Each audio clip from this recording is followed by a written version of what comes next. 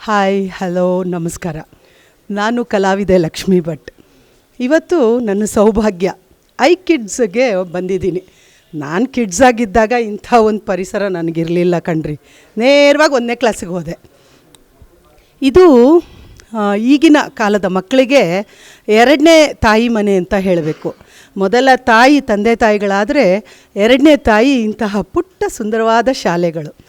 ಮನೆಯಲ್ಲಿ ತಾಯಂದ್ರಿಗೆ ಬಹಳ ಕೆಲಸ ಇರುತ್ತೆ, ಕೆಲಸಕ್ಕೆ ಹೋಗೋರು ಇರ್ತಾರೆ. ಅಂಥ ಸಮಯದಲ್ಲಿ ಇಂತಹ ಒಂದು ಸುಂದರವಾದ ಮನಸ್ಸುಳ್ಳ ವ್ಯಕ್ತಿಗಳು, ಅದು ನಮ್ಮ ಸುಧೀಂದ್ರ ಅವರಿದ್ದಾರೆ, ಪತ್ರಕರ್ತರು. ಅವರೆಷ್ಟು ಒಳ್ಳೆಯವರು, ಎಲ್ಲೂ ಯಾರಿಗೂ ನೋವು ಮಾಡದೆ ಇದುವರೆಗೂ ಒಳ್ಳೆ ಹೆಸರು ತೊಗೊಂಡು ಬಂದಂತಹ ಒಂದು ವ್ಯಕ್ತಿ. ಅವರ ಮಗ ಅಂದಮೇಲೆ ಕೇಳಲೇಬೇಕಾ ಅಲ್ವಾ?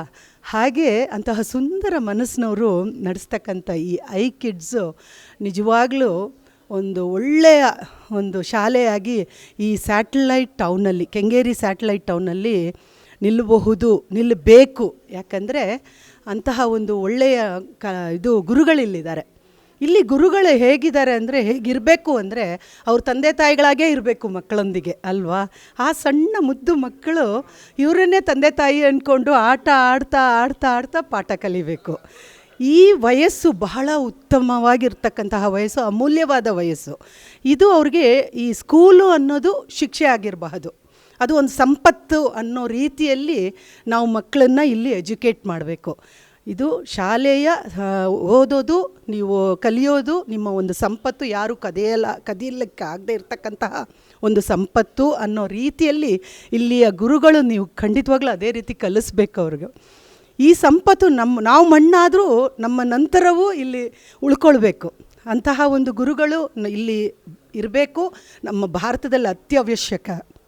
ಆಗಲೇ ಒಂದು ಸಜ್ಜನರಾಗಿ ಒಂದು ಪ್ರಜೆಗಳನ್ನ ನಾವು ಮಾಡಬಹುದು. ಈ ಶಾಲೆ ಅನ್ನೋದು ಹಾಗೆ ಒಂದು 2ನೇ ಮನೆ ಮಕ್ಕಳಿಗೆ. ಯಾಕಂದರೆ ಮನೆ ಶಾಲೆ ಎರಡೂ ಒಂದು ಅವಳಿ ಜವಳಿ ಇದ್ದ ಹಾಗೆ.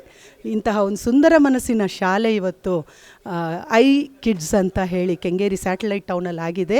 ನೀವೆಲ್ಲ ಸುತ್ತಮುತ್ತ ಇರೋರು, ಕೆಲಸಕ್ಕೆ ಹೋಗೋರು, ಆ ಮಕ್ಕಳನ್ನ ಎಲ್ಲೆಲ್ಲೋ ಬಿಟ್ಟು ಹೋಗೋ ಬದಲು ಇಂತಹ ಒಂದು ಶಾಲೆಯಲ್ಲಿ ಬಿಟ್ಟರೆ ಆಡ್ತಾ ಆಡ್ತಾ ಕಲಿತಾರೆ. ಶಾಲೆ ನೀವು ಕಳಿಸುವಾಗ ದೊಡ್ಡ ಶಾಲೆಗಳಿಗೆ ಹೋದಾಗ ಅವ್ರು ನಿಜವಾಗ್ಲೂ ಅವ್ರಿಗೆ ಹೊರೆ ಅನಿಸೋದಿಲ್ಲ. ಶಾಲೆ ಅಂದರೆ ಖುಷಿಯಾಗಿ ಹೋಗುವಂತಹ ಒಂದು ಮನಸ್ಸನ್ನು ಅವರು ತಯಾರಿ ಮಾಡ್ತಾರೆ. ಕಳಿಸಿ, ನಿಮ್ಮ ಮಕ್ಕಳಿಗೆ ಒಳ್ಳೆಯದಾಗಲಿ. ಹಾಗೂ ಕಿಡ್ಸ್ಗೂ ಆಲ್ ದಿ ಬೆಸ್ಟ್ ಹೇಳ್ತೀನಿ. ಶುಭಾಶಯಗಳು.